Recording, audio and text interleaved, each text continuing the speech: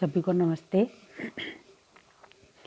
आज बच्चों हम नया चैप्टर चालू करेंगे और उसका नाम है मानसिक स्वास्थ्य या मेंटल हेल्थ। मेंटल हेल्थ क्या होती है? सबसे पहले ये समझने की ज़रूरत है कि जीवन की जटिलताएं, जितने भी कॉम्प्लिकेशंस जीवन में आती हैं, मानव जीवन में, उनका सामना करने के लिए मनुष्य का मानसिक स्वास्थ्य अच्छा होना चाहिए। व्यक्तित्व के विकास के लिए मानसिक स्वास्थ्य भी शारीरिक स्वास्थ्य के समान ही आवश्यक है। अगर हमको फिजिकली फिट रहने की ज़रूरत है तो मेंटली भी फिट रहने की ज़रूरत होती है। ये मानसिक स्वास्थ्य जो है ये बच्चों की संवेगात्मक प्रतिक्रियाओं से बनता है और संवेगात्मक वृत्तियों में किसी भी प्रकार की बाधा होने पर मानसिक अस्वस्थता आ जाती है कि व्यक्ति मानसिक रूप से अस्वस्थ हो जाता है। यानी कि संवेगों को पूरी तरह से निकालने का मौका नहीं मिले अगर, तो ये मानसिक रूप से अस्वस्थता हो जाती है। साधारण स्वास्थ्य विज्ञान में केवल शारीरिक स्वास्थ्य पर ध्यान दिया जाता है, लेकिन मानसिक स्वास्थ्य विज्ञान में मनुष्य के शारीरिक स्वास्थ्य के साथ साथ मानसिक स्वास्थ्य का भी ध्यान रखा जाता है। यहाँ अगर हम इसको परिभाषित करने की बात करें तो मानसिक स्वास्थ्य से तात्पर्य होता है कि व्यक्ति मानसिक रूप से स्वस्थ हो, यानी कि उसमें किसी भी प्रकार का कोई मानसिक रोग नहीं हो तथा वह व्यवहार एवं सोचने विचारने में पूर्णतया सामान्य हो, तब हम कह सकते हैं कि व्यक्ति मानसिक रूप से स्वस्थ है। अब इस मानसिक स्वास्थ्य विज्ञान या मेंटल हेल्थ साइंस की क्या इम्पोर्टेंस है? इसके जो मुख्य उद्देश्य हैं उसमें मनुष्य को भावना ग्रंथि यानी कि इन्फीरियरिटी कॉम्प्लेक्स और अंतर संघर्ष, जिसको हम टेंशन कहते हैं, इन सब से बचाना।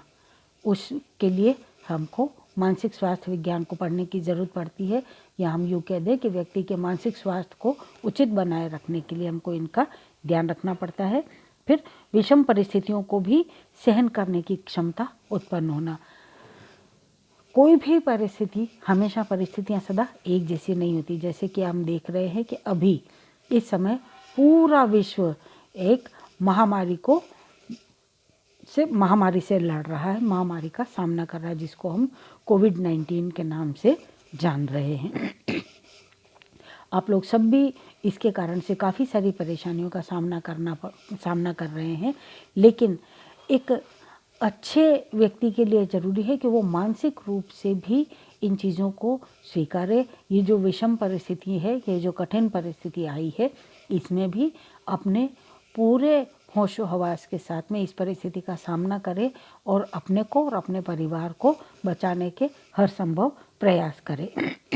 और आने वाले वक्त में कि हाँ, ये परेशानी जो आज है ये हमेशा नहीं रहेगी, ये भी ख़त्म होगी ही। इसका हमको डटकर मुकाबला करना है, इसको जीतना है, ऐसी क्षमता हमारी होनी चाहिए। विपरीत परिस्थितियों में सहन करने की क्षमता होनी चाहिए। फिर व्यक्तित्व निर्माण में इसका बहुत महत्वपूर्ण योगदान है। किसी भी पागल व्यक्ति को हम पसंद नहीं करते हैं, है ना। अगर कोई मानसिक रूप से विक्षिप्त है या अगर किसी का मानसिक स्वास्थ्य ठीक नहीं है तो उसको फिर लोग बाग अपने साथ रखना भी पसंद नहीं करते हैं। इसलिए कहा गया है कि व्यक्तित्व निर्माण में ये बहुत महत्वपूर्ण होता है। और फिर दूसरे के साथ समायोजन के लिए तैयार करना भी इसी के माध्यम से संभव हो पाता है कि हम दूसरों के साथ में किस तरह का व्यवहार रखेंगे, उनके साथ में किस तरह से एडजस्ट कर सकते हैं। समायोजन उसी को कहा जाता है। और फिर बात आती है मानसिक दोषों को दूर करना तथा स्वाभाविक इच्छाओं की संतोषप्रद पूर्ति करना। ये सभी मेंटल हेल्थ साइंस की इम्पोर्टेंस है या उसके मुख्य उद्देश्य माने गए हैं। और अब हम बात करते हैं कि इसके मेन फैक्टर्स क्या हैं, कौन से मुख्य तत्व हैं जिनसे मिलकर के मानसिक स्वास्थ्य बन रहा है। इसमें दो महत्वपूर्ण तत्व होते हैं। एक है भावना ग्रंथियाँ, जिसको हम कॉम्प्लेक्सेस के नाम से जानते हैं, और दूसरी होती है संवेग या हमारे इमोशंस। भावना ग्रंथियाँ जो हैं इनका बीजारोपण जो है वो ज़्यादातर बाल्यकाल में हो जाता है। अगर बच्चे के मन में कुछ अतृप्त इच्छाएं लंबे समय तक रह जाती हैं, जिसकी किसी भी प्रकार से तृप्ति संभव नहीं होती, तो ये भावनाएं अचेतन मन में एक ग्रंथि के रूप में मौजूद रहती हैं, वहाँ पर ग्रंथि के रूप में वो वहाँ हमेशा के लिए उस बच्चे के साथ में चलती हैं। तो ये जो मानसिक ग्रंथियाँ हैं ये विभिन्न परिस्थितियों से प्रभावित होती रहती हैं, और अगर ये अधिक समय तक बनी रहे तो व्यक्ति दूषित हो जाता है। इसके विपरीत अगर परिस्थितिवश उसकी दशा में परिवर्तन हो जाए और असंतोष या अतृप्ति का निवारण होने लग जाता है, तो वो भावना ग्रंथि भी धीरे धीरे अशक्त हो जाती है, शक्तिहीन हो जाती है, और व्यक्ति सामान्य हो जाता है, या हम ये कह लें कि मानसिक रूप से अब वो पूरी तरह स्वस्थ हो जाता है। भावना ग्रंथियों के विकास या उसकी वृद्धि से मानसिक अस्वस्थता आती है। इसीलिए भावना ग्रंथियों का न तो विकास होने देना चाहिए और न ही उनमें वृद्धि होने देनी चाहिए, ताकि व्यक्ति मानसिक रूप से पूरी तरह से स्वस्थ बना रहे। और दूसरे जो इम्पोर्टेंट फैक्टर है इसमें, वो है संवेग या इमोशंस। संवेगों का स्वस्थ विकास ही मनुष्य के मानसिक स्वास्थ्य का मापदंड माना गया है। कि जितने अच्छे संवेग होंगे, या हम ये कह लें कि अपनी फीलिंग्स को हम जितने अच्छे से एक्सप्रेस कर पाएँ, चाहे वो हमारा एंगर हो, गुस्सा हो, चाहे, क्योंकि संवेग हम ऑलरेडी पढ़ चुके हैं, तो हमें पता है प्रसन्नता, भय, ईर्ष्या, क्रोध इत्यादि ये सब हमारे संवेग हैं। और इन संवेगों को अगर हम अच्छे ढंग से इनको मैनेज कर पाते हैं और इनको अच्छे ढंग से विकसित कर पाते हैं, तो ही हमारा मानसिक स्वास्थ्य ठीक माना जाता है। संवेगों को मानसिक अभिवृद्धि का आधार माना गया है। संवेगों का संबंध मनुष्य की मूल प्रवृत्ति से है, बेसिक इंस्टिंक्ट जिसको हम कहते हैं। इसलिए हम नहीं कहते हैं कुछ लोगों के, अरे नहीं ये तो हमेशा से ऐसा ही है, मतलब अगर ईर्ष्या की भावना है तो वो उसकी बेसिक इंस्टिंक्ट में है कि उसको सबसे जेलसी रखनी ही है। या अगर कोई व्यक्ति खुश रहता है तो कहते हैं कि नहीं ये तो हमेशा हंसता मुस्कुराते रहता है, चाहे कितनी भी कठिन परिस्थिति, तो ये बेसिक इंस्टिंक्ट है, बेसिक नेचर है। तो व्यक्ति की अपनी सबकी अलग अलग बेसिक नेचर होती है। ये मूल प्रवृत्तियां किसी भी ढंग से समाप्त नहीं की जा सकती और दमन से प्रतिरोधात्मक रूप धारण कर लेती हैं। इसलिए इनको कभी भी दबाया नहीं जाना चाहिए, और इसलिए इनका उचित परिमार्जन यानी कि सब्लिमेशन के द्वारा इनको उपयोगी बनाया जा सकता है। मूल प्रवृत्तियों के उचित परिमार्जन के द्वारा ही संवेगों का स्वस्थ विकास किया जा सकता है। और अब हम इसके बाद बात करते हैं कि what is mental health education. परिवार, समाज तथा शिक्षा संस्थाओं के द्वारा मानसिक स्वास्थ्य की शिक्षा दी जा सकती है, और बच्चों से उचित मानसिक स्वास्थ्य के लिए जो चीज़ें आवश्यक हैं उनमें कुछ इस तरह से हैं। सबसे पहली है भावना ग्रंथियों से बचना चाहिए, प्रिवेंशन फ्रॉम कॉम्प्लेक्सेस। इसमें वही बालक मानसिक रूप से स्वस्थ कहा जा सकता है जो भावना ग्रंथियों से संघर्ष करके उनको दूर भगाने में सक्षम हो। हमने ऊपर भावना ग्रंथियों की बात करी है, उन्हीं को हमारे में विकसित नहीं होने देना चाहिए।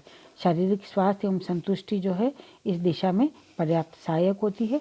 जो व्यक्ति जितना स्वस्थ होता है और जिसका लेवल ऑफ सेटिस्फैक्शन, ठीक है ना, वो जितना अच्छा होगा उतना ही उसको अपनी इन ग्रंथियों से बचने में मदद मिलती है। प्लस दृढ़ संकल्प, जिस बच्चे में जितना दृढ़ संकल्प होगा उतना ही वो भावना ग्रंथियों पर उतनी ही सरलता से आसानी प्राप्त कर सकता है। हम बालकों के अंदर संकल्प शक्ति का विकास करके उन्हें भावना ग्रंथियों से संघर्ष करने के योग्य बना सकते हैं। बालक की अनुपयोगी, अशोभनीय और असामाजिक भावनाओं को दूर हटाने के लिए उनको स्नेह भाव या समझाने का मार्ग अपनाया जाना चाहिए।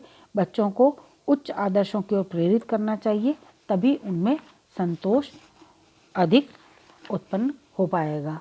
और फिर हम बात करते हैं संवेगों का स्वस्थ विकास कैसे होता है। Healthy development of emotions. संवेगों का संबंध मनुष्य की मूल प्रवृत्ति से माना गया है। बच्चों की मूल प्रवृत्तियों के उचित परिमार्जन के द्वारा ही संवेगों का स्वस्थ विकास किया जा सकता है। स्नेह युक्त और वात्सल्यपूर्ण व्यवहार, यानी कि प्यार से अगर उनको रखा जाए, और उनकी पलायन संबंधी जो मूल प्रवृत्तियाँ, हर चीज़ से भागना या दूर जाना, उन प्रवृत्तियों को भी सुधारा जा सकता है या परिमार्जित किया जा सकता है। रचनात्मक कार्यक्रमों के द्वारा बालक की रचनात्मक प्रवृत्तियों का परिमार्जन किया जाना चाहिए। क्रिएटिव वर्क उनको दे करके, ठीक है ना, जिससे उनका दिमाग भी उसमें लगता है। और दिमाग खाली, कहते हैं ना खाली दिमाग शैतान का घर है, तो बच्चे को इतना समय मत दो कि वो नवरी बातें सोचने का, उसके बारे में बात करने का उसको मौका मिले। उसको हमेशा रचनात्मक कार्यों की तरफ उसको प्रवृत्त किया जाना चाहिए। खेल कूद, व्यायाम, स्काउट, सैनिक शिक्षा इत्यादि उनके साहसिक कार्यक्रमों से संबंधित मूल प्रवृत्तियों के परिमार्जन की व्यवस्था की जानी चाहिए। इसी तरह से विभिन्न सांस्कृतिक, कलात्मक और ज्ञानात्मक कार्यक्रम जैसे नाटक, संगीत, कविता पाठ, वाद विवाद, कला प्रतियोगिता इत्यादि भी उनकी आत्मतृप्ति और आत्मगौरव की मूल प्रवृत्तियों के परिमार्जन के लिए अति आवश्यक माने गए हैं। अभी बच्चों के मानसिक स्वास्थ्य के लिए कार्यक्रमों का समायोजन करके, और जो समायोजन किया जाए उनका बच्चों की शक्ति के अनुसार होना आवश्यक है। हम छोटे बच्चों से बहुत ज़्यादा एक्सपेक्ट नहीं कर सकते, तो बच्चे की आयु वगैरह, उसकी कितनी काबिलियत है, उन सबको हमें देखना चाहिए। अलग अलग समय पर अलग अलग जनों ने मानसिक स्वास्थ्य को किस ढंग से परिभाषित किया है। वेबस्टर डिक्शनरी के अनुसार मानसिक स्वास्थ्य विज्ञान वो विज्ञान है जिसके द्वारा हम मानसिक स्वास्थ्य को स्थिर रखते हैं और पागलपन तथा स्नायु संबंधी रोग को पनपने से रोकते हैं। दूसरा, क्रो एंड क्रो के अनुसार मानसिक स्वास्थ्य विज्ञान जो है वो ऐसा विज्ञान है जो मानव कल्याण के लिए है और मानव संबंधों के सभी क्षेत्रों को प्रभावित करता है। हेडफील्ड के अनुसार मानसिक स्वास्थ्य का संबंध मानसिक स्वास्थ्य के संरक्षण और मानसिक रोगों के निराकरण से है। और इसके बाद में हम बात करते हैं मानसिक अस्वस्थता के मुख्य कारण क्या हो सकते हैं। Pre disposing factors for deviant behaviour, इसमें आनुवांशिकता मुख्य रूप से है, हेरिडिटी। कई परिवारों में अगर कोई व्यक्ति पागल या मंदबुद्धि हो तो उस परिवार का बालक मानसिक रूप से अस्वस्थ हो सकता है। फिर माता पिता के द्वारा तिरस्कार, माता पिता अगर बच्चे का बार बार तिरस्कार करते हैं, बात बात पर डांटते हैं, ध्यान नहीं देते हैं, तो बच्चा मानसिक रूप से ठीक नहीं रहता और समस्यात्मक व्यवहार करने लगता है। फिर है विश्रृंखलित परिवार यानी कि ब्रोकन होम्स, जो परिवार साथ नहीं हैं, जिनमें टूटन आ चुकी है, जिन परिवारों में माता पिता अलग रहते हैं, जैसे तलाक हो जाए या आपसी झगड़ों के कारण से सेपरेशन हो जाए, उन परिवारों में भी बच्चों का व्यवहार जो है वो समस्यात्मक हो जाता है और वो मानसिक रूप से अस्वस्थ हो जाते हैं। फिर आर्थिक कारण, इकोनॉमिक कंडीशंस, जो बच्चे निर्धन परिवारों के होते हैं उन्हें उच्च परिवार के बालकों जैसे कपड़े, खिलौने इत्यादि नहीं मिलते, तो कई बार उनमें इन्फीरियोरिटी कॉम्प्लेक्स विकसित हो जाता है। इस कारण से वो समस्यात्मक व्यवहार भी प्रदर्शित करते हैं। और फिर सामाजिक कारण भी हो सकते हैं, कुछ सोशल कंडीशंस जिनमें बालकों में किसी कारण से हीनता की भावना हो जाती है और वो मानसिक रूप से स्वस्थ नहीं रह पाते हैं। इसके कारण दूसरों के साथ वो मिलजुल करके भी नहीं रह पाते हैं। और फिर फिजिकल स्टेट या शारीरिक अवस्था, जो बच्चे शारीरिक रूप से अस्वस्थ होते हैं वो भी एडजस्टमेंट आसानी से नहीं कर पाते और मानसिक रूप से अस्वस्थ हो जाते हैं। और फिर संवेगात्मक अवस्था यानी कि इमोशनल स्टेट, जिन बच्चों का संवेगात्मक विकास समुचित रूप से नहीं होता है उनको भी क्रोध ज़्यादा आता है और वो डरपोक हो जाते हैं, तो उनका व्यवहार समस्यात्मक हो जाता है और मानसिक रूप से अस्वस्थ हो जाते हैं। और अब हम बात करते हैं डेविएंट बिहेवियर की, समस्यात्मक व्यवहार की। बच्चों का वो व्यवहार जो उनको उनके जीवन में समायोजन करने में बाधा उत्पन्न करता है और उनके वर्तमान और भविष्य के जीवन को असंतुष्ट बना देता है, दुखी बना देता है, ऐसा उनका जो व्यवहार है वो समस्यात्मक व्यवहार या समस्यापूर्ण व्यवहार कहलाता है। कुछ बच्चे कई बार ऐसा व्यवहार करते हैं जिससे माता पिता के सामने विकट समस्या उत्पन्न हो जाती है और आगे चल करके जब बच्चा बड़ा होता है तो उसके लिए वो व्यवहार दूसरों के साथ समायोजन यानी कि एडजस्टमेंट में भी बाधा उत्पन्न करता है। प्रत्येक परिवार, समूह, समाज और राष्ट्र की मान्यताएं तथा आदर्श भिन्न भिन्न होते हैं। बालक छोटे होते हैं, अनपढ़ होते हैं, उन्हें सामाजिक मान्यताओं और आदर्शों का पूरा पता नहीं होता है। इस कारण से वो ठीक से व्यवहार नहीं कर पाते हैं और व्यवहार संबंधी कई सारी समस्याएं उत्पन्न हो जाती हैं। ऐसे में माता पिता को चाहिए कि वो अपनी संस्कृति, अपनी सभ्यता के अनुसार बच्चों को इन सब बातों से अवगत कराएं, समय समय पर उनको इनके बारे में जानकारी देते रहें और अगर वो उससे डेविएट कर रहे हैं तो वो उनको रोकें, टोकें और सही मार्गदर्शन, प्रेम पूर्वक सही मार्गदर्शन दें ताकि बच्चों में ये समस्यात्मक व्यवहार नहीं हो। अगली क्लास में हम कौन कौन सी कॉमन प्रॉब्लम्स होती है बच्चों की, उनके बारे में बात करेंगे। तब तक के लिए अपना ध्यान रखिए, सुरक्षित रहिए। सर्दी भी बढ़ गई है, सर्दी के मौसम का विशेष ध्यान रखिएगा। धन्यवाद।